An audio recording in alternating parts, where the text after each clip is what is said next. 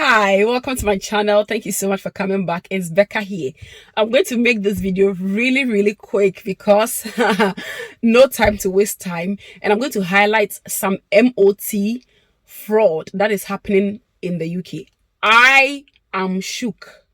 And after speaking to people, it's not something that is new, but it's new to me because this is the first time I am experiencing this personally, right?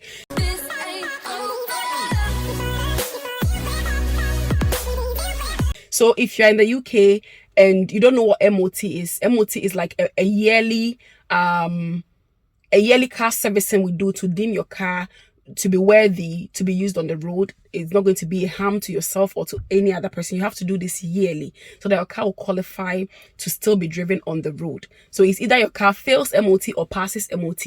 If your car fails MOT, you can't drive it. If you drive it, you're going to be fined £1,000. See, this country called UK will test your patience. It will test your humility. It will test your godliness. It will test your prayerfulness. It will test your Christian life in all aspects. Like, I don't understand, because every single time my patience and my love for man and God is tested, like back to back. I don't even know. At this point, man, it's not becoming funny anymore. It's not becoming funny. Right. So let me just go straight to the story. I don't want to bore you. So I have two cars, which is this one and my other car, a Nissan Juke. I got this car as a gift, and I already was using the Nissan Juke. So one had to go because obviously I can't pay for car insurance for both. You guys know that now I am not in active employment, so I can't pay car insurance for both, road tax and all the yada. So I decided to sell that Nissan Juke because there are a lot of features in this car that I like than the Nissan Juke. And the Nissan Juke's MOT is expiring on Monday, which is the 29th of October. I am filming this video on the 30th of October. I was trying to get a garage to take the car for MOT. So this MOT are done by mechanics or electricians or engineers who are specialized in, doing this MOT. So they told me that I've booked for MOT on the 29th for the Nissan Juke because it needs to go to the market for sale and it needs to pass MOT before it can be sold. So otherwise, if you drive it, you're gonna have £1,000 fine if you don't have MOT. So I booked for MOT and I got the slot on the 29th in the morning. They said they were going to collect the car and drop it off because obviously it doesn't have MOT, so I don't qualify to drive it. So I was being very happy when they said they were going to pick it up and drop it off. I paid for MOT and full service for the car. Okay, guy came for it in the morning and then told me, can you take my number just in case you want us to do an extra work on the car? You can just call me directly. So I told him, I was like, this car is a car that I service like more frequently, is up to date. I don't think it has any major problems like that. So just do the full service plus the MOT. I don't think I'll do anything else because financially I'm not buoyant. I'm not there. Do you get? So he said, you just take my number. Anyways, I took his number and then he left. Around 3 o'clock, I went to do my rounds, came back home. I was just trying to rest when I had a call from the garage. It was this guy called Adam, and the name of the shop, I don't know whether I should mention it or not, and I don't even know whether I should mention it or not, the name of the shop, but the guy who called me is called Adam.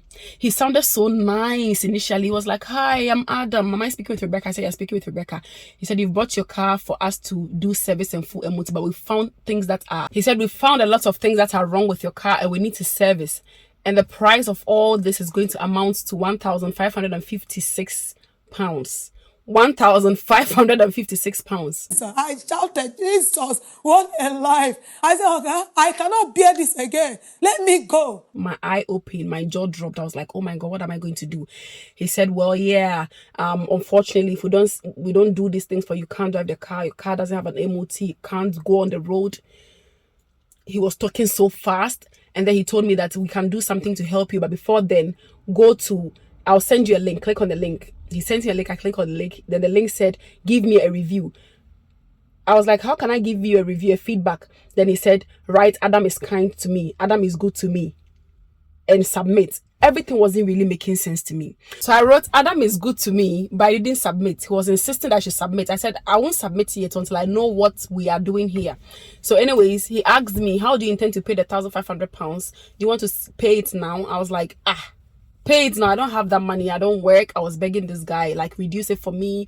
See if there is anything you can do to me.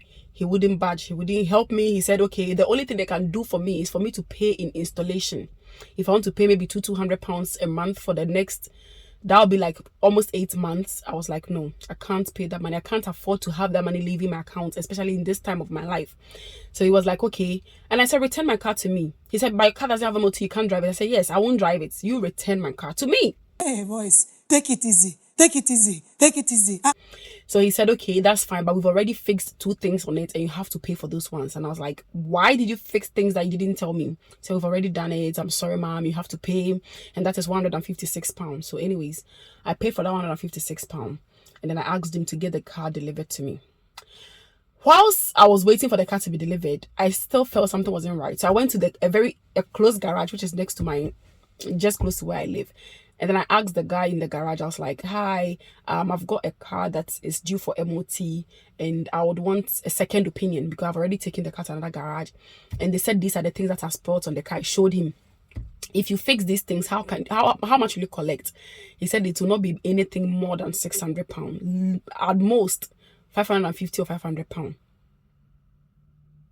So I asked him, is it possible for somebody to do an MOT to even find faults that do not exist? And he said yes. Some people do that just to make money. This person is also an electrician, so he was like, they sometimes do that to make money. They intentionally fail the car MOT. So he asked me to bring the car on the 31st, which is tomorrow. So today is 30th. I'm filming this video. I should bring the car on the 31st, which is tomorrow, for him to do it for me. But he needs to also check the car thoroughly to make sure that the faults they are saying the car actually has them, because some of them just purposely fail the car MOT just to make their money. So anyways, around 6 p.m. the driver brought the car to me, and then he asked me how much did they say they were going to collect if they fix these things, because I was holding the MOT which the fitting failed. How much did they say they were going to collect? And I said 1,500. He said, that's a lot of money.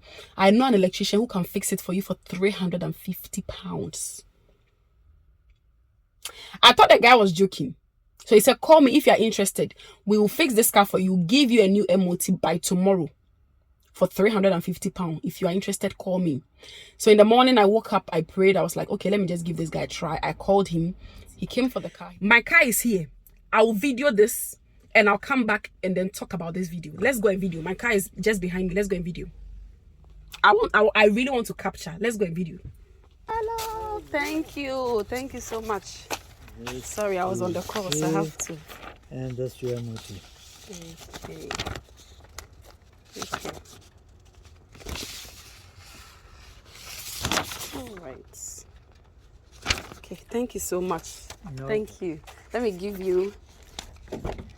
Is it okay if I give it to you, the money? Yes. Yeah? This is working now.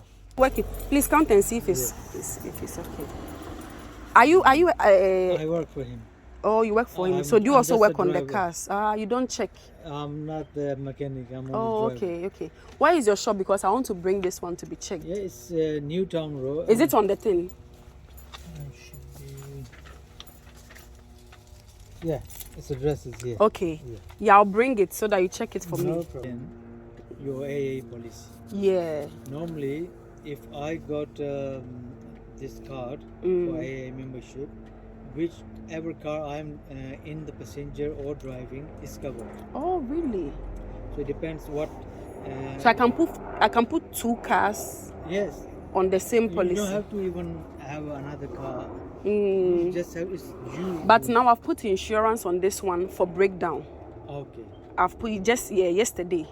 All right. So it has a different insurance with a breakdown cover. Okay. And this one too has the AA. Yeah, that's okay. But I'll just- sort it just out. In case, Yeah. read the small bits again properly.